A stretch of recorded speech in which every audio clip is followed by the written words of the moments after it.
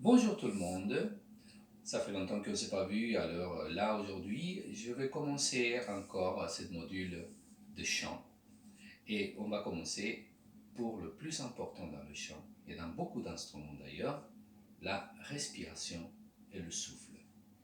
Voilà, une bonne respiration signifie que notre phrasé quand on va chanter il va être impeccable, nos fins de phrases vont être très belles, on va pouvoir soutenir le son et tout ça grâce à la respiration. Comment on doit faire? C'est très important d'avoir un bon équilibre.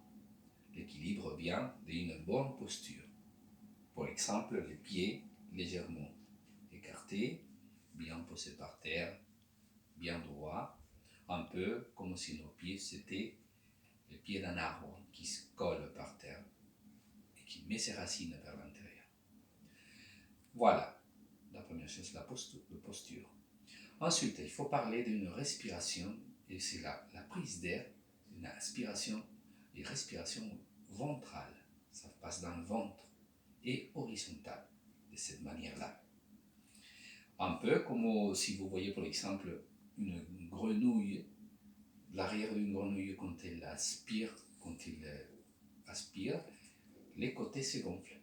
Voilà, un peu cette image-là que vous voyez. Bien entendu, elle est très efficace si vous imaginez ça. Je vous donne un exemple. Sors de là, toi. Regardez, je me gonfle. Et mes côtés, ils gonflent aussi.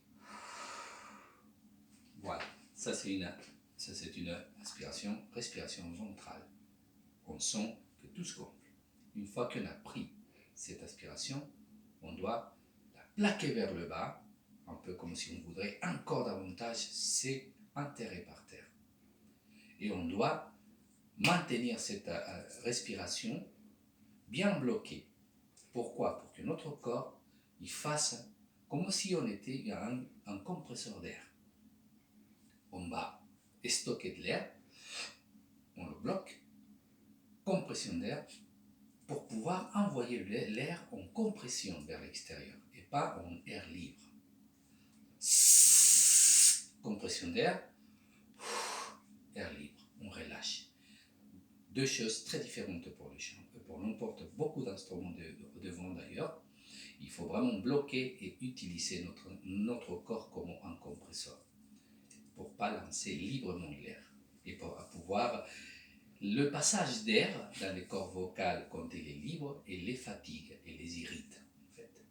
On doit faire passer le moins possible d'air et provoquer le plus possible de son. Ça c'est le premier passage.